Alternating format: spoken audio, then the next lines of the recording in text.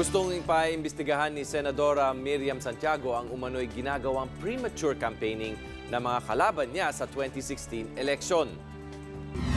Ayon sa Senadora, umabot na sa higit 2 bilyong piso ang nagastos ng 4 na presidentiable sa campaign ads.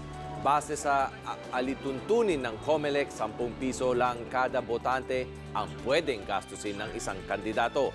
Tanong tuloy ng Senadora, saan babawiin ng mga kandidato ang kanilang nagastos? Maliit lang naman daw ang sweldo ng presidente kada buwan.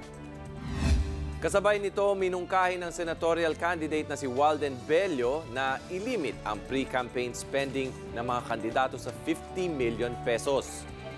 Ngayong araw, magsasagawa ng public consultation ng COMELEC kaugnay sa mga bagong regulasyon sa eleksyon. Isa na rito ang paghingin sa mga kandidato ng resibo para sa campaign donations.